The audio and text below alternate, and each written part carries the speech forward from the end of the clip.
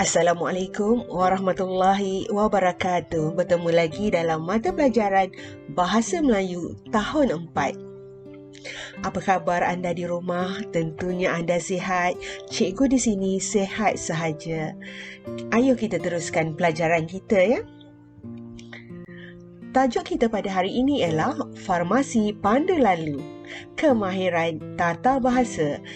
Standard pembelajaran yang perlu anda kuasai pada hari ini ialah 5.1.1 iaitu memahami dan menggunakan kata nama mengikut konteks tidak formal. Fokus kita pada hari ini ialah penjodoh bilangan. Ayo kita teruskan. Aktiviti kita pada hari ini ialah menggunakan penjodoh bilangan dengan betulnya dan melengkapkan apa? Melengkapkan peta titik dengan kata nama yang tepat. Sebagaimana tertera pada skrin sekarang ialah buku teks halaman 27, ada petikan dan di bawah ada peta titik dan seterusnya musi cilik mengenai makna penjodoh bilangan. Ayo kita lihat musi cilik terlebih dahulu. Penjodoh bilangan ialah kata nama yang menjadi pasangan kepada kata bilangan. Contoh, 2 buah rumah. Yang manakah penjodoh bilangan? Buah dalam frasa di atas ialah penjodoh bilangan, iaitu kata nama.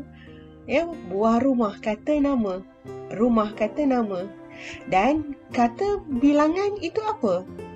2, 3, 4, 5 dan seterusnya merupakan kata bilangan.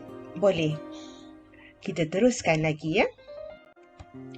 Farmasi Pandu Lalu, Encik Hussein mengambil hadis dari sekolah dengan menaiki kereta. Ya, mengambil hadis dari sekolah.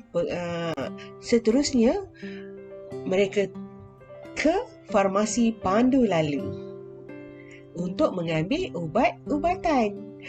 Dalam buku teks anda atau pada skrin yang tertera sekarang terdapat 7 penjodoh bilangan yang diberikan, iaitu botol, helai, buah, papan, keping, biji dan orang. Kita akan belajar tentang ke-7 penjodoh bilangan yang diberikan. Mengapa 7 sahaja? Kerana 7 penjodoh bilangan ini kita akan gunakan untuk melengkapkan petikan yang diberikan. Boleh? Kita teruskan ya. Kita lihat penjodoh bilangan yang pertama, iaitu buah. Buah digunakan untuk benda-benda besar dan padu yang tidak mempunyai bentuk yang tertentu. Maksudnya tidak mempunyai bentuk yang sama, yang khusus. Boleh? Kita lihat contoh benda-benda besar dan padu ini, iaitu kata nama untuk penjodoh bilangan buah ini. Kereta, sebuah kereta, 2 buah kereta. Sebuah rumah, 5 buah buku. Sebuah televisyen. Sebuah piano. Sebuah kampung. Beberapa buah negeri ataupun sebuah negara. Dan yang terakhir, beberapa buah negara. Boleh faham? Kita teruskan lagi ya. Penjodoh bilangan kita yang kedua ialah helai. Helai digunakan untuk benda-benda yang nipis dan lebar. Apakah contoh penjodoh bilangan helai ini? 2 helai kertas. 6 helai baju. Beberapa helai daun. Kenapa beberapa? Sebab kita tak bilang. Anda bilanglah. Anda bilang anda akan dapat. Yang seterusnya, beratus-ratus helai rambut. Rumput. Dan yang terakhir ialah 2, 4, 6, 7 helai tuala. Boleh? Anda boleh berdasarkan gambar yang cikgu bagi, berdasarkan penerangan yang cikgu berikan, anda boleh cari lagi kata nama ataupun benda-benda yang nipis dan lebar yang sesuai dengan penjodoh bilangan helai. Kita teruskan lagi. Penjodoh bilangan botol digunakan untuk apa ya? Ya, penjodoh bilangan botol digunakan untuk benda atau cecair yang diisi di dalam botol. Dan nama pun botol kan? Kita lihat. Beberapa botol kicap pelbagai jenama. 3 botol minyak wangi. Beberapa botol minyak masak. 5 botol air minuman. 3 botol sos. Dan beberapa pewarna perisa yang digunakan untuk membuat air minuman. Kita lihat penjodoh bilangan yang seterusnya. Penjodoh bilangan papan. Bila kita nak gunakan? Untuk apa kita nak gunakan penjodoh bilangan papan ni ya? Penjodoh bilangan papan digunakan untuk benda-benda yang berbentuk kepingan. Kepingan yang macam mana ya? Kita lihat. Petai. Nampak ya? Yang panjang dia memanjang itu dia berbentuk kepingan. Dan dalam itu ada beberapa rumah petai tu. Dan yang seterusnya, mercun pun berbentuk kepingan. Dalam kepingan itu ada banyak mercun tu. Dan yang seterusnya, sekeping coklat. Ada 8 bahagian ya. Dan yang terakhir ialah ubat. Yang ini kita panggil papan. Dalam satu papan ini ada beberapa biji ubat. Boleh? Kita teruskan lagi. Penjodoh bilangan biji. Untuk jenis buah, sayur-sayuran dan benda-benda yang kecil. Contohnya, sebiji cawan, 3 biji labu, sebiji kobis, sebiji belon, 5 biji guli, sebiji bola dan 3 biji telur. Itu antara contoh yang kita padankan dengan penjodoh bilangan biji.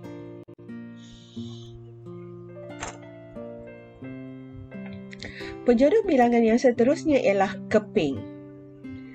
Keping digunakan untuk benda-benda yang nipis atau pipih, iaitu beberapa keping roti, beberapa keping biskut, berpuluh-puluh keping foto, sekeping kad undangan perkahwinan, 6 keping kad debit. Faham ya? Yang terakhir iaitu penjodoh bilangan orang untuk manusia. Dan nama pun orang mesti untuk manusia.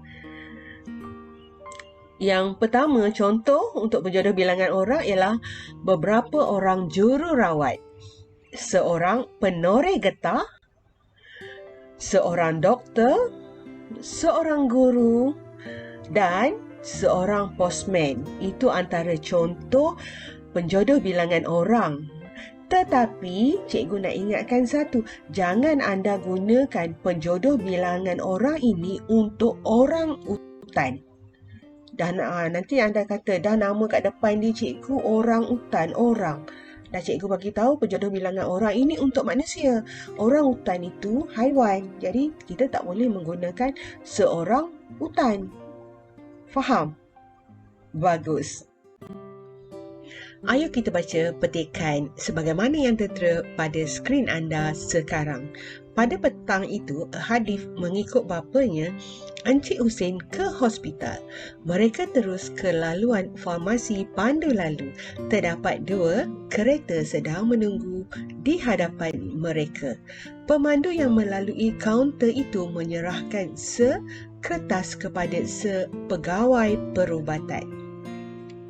Terdapat 3 tempat kosong yang anda perlu isi dengan penjodoh bilangan yang sesuai dan tepat. Tetapi sebelum itu, anda harus mengenal pasti apakah kata nama yang diberikan selepas tempat kosong tersebut. Apabila kita telah mengenal pasti kata nama yang diberikan, barulah kita boleh memadankan dengan penjodoh bilangan yang tepat. Kita lihat yang pertama, kereta. Yang kedua, kertas. Dan yang ketiga, pegawai perubatan. Gambar juga cikgu berikan. Kereta, pegawai perubatan dan juga kertas. Cikgu telah menerangkan maksud penjodoh bilangan dan cikgu telah pun memberikan contoh-contoh untuk penjodoh bilangan tersebut. Sekiranya anda dengar, faham dengan betul-betul apa yang cikgu jelaskan sebentar tadi, sudah tentu anda dapat mengisi tempat kosong dengan jawapan yang tepat. Seandainya anda masih tidak dapat mengenal pasti, anda ulang semula video ini dan dengar elok-elok penerangan yang telah cikgu berikan. Ayo kita teruskan. Apabila tiba giliran mereka, Encik Hussein menyerahkan slip ubatnya. Pegawai itu berpesan supaya ubat yang mengandungi 14 tablet itu perlu dihabiskan dalam tempoh seminggu. Beliau juga memberikan ubat cecair yang perlu diminum 3 kali sehari. Semua ubat itu diserahkan kepada Encik Hussein. Selepas mengucapkan terima kasih, Encik Hussein memandu keluar dari kaunter farmasi pandu lalu itu. Ayuh kita kenal pasti kata nama terlebih dahulu. Boleh? Anda dapat kenal pasti? Pastinya boleh kan? Kata nama ialah selepas tempat kosong. Yang pertama, ya betul, slip. Ini ialah slip. Ya, sekeping kertas kecil macam resit. Ya, dalam itu akan dituliskan nama anda, jenis ubat, cara pengambilan ubat, berapa kali sehari, berapa biji dan nama anda kan, tarikh. Yang kedua, ubat. Ini ialah ubat. Okey, yang ketiga, tablet. Yang mana tablet? Ini. Ya, ubat-ubat yang banyak tu. Dan yang terakhir ialah ubat cecair. Ini ubat cecair.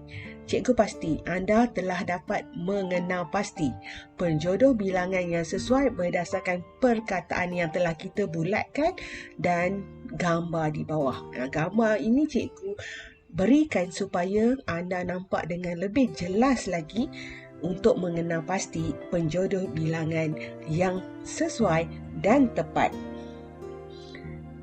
Kita teruskan lagi ya. Dan yang terakhir ialah anda dikehendaki melengkapkan peta titik. Sebagaimana yang tertera pada skrin anda sekarang ialah contoh yang telah diberikan. Dan ini sebenarnya peta titik. Dia seolah-olah kita nak menyeberangi sungai. Dari arah sini ke arah sana. Okay, kita lihat yang diberikan ialah di atas ialah penjodoh bilangan, di bawah ialah kata nama. Penjodoh bilangan yang pertama ialah buah dan jawapan kereta. Keping anda lihat sahaja dalam gambar untuk petikan yang telah kita jawab. Tadi anda letakkan yang mana yang tepat.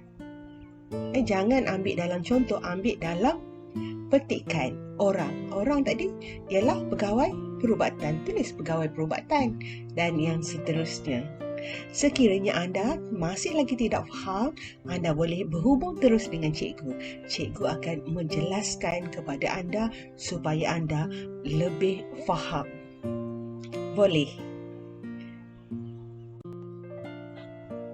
Tamat sudah pelajaran kita pada hari ini. Sebelum itu, dengarlah kata-kata ini. apa yang anda lakukan pada setiap hari yang menentukan sama ada anda berjaya atau tidak mencapai matlamat anda. Sekiranya anda gagal menghabiskan hari anda dengan baik, maka anda pastinya tidak akan mencapai matlamat. Contohnya, anda harus belajar tetapi anda tidak mahu belajar. Kejayaan itu tidak akan anda kecapi. Sehingga kita berjumpa lagi. Sekian, Assalamualaikum warahmatullahi wabarakatuh.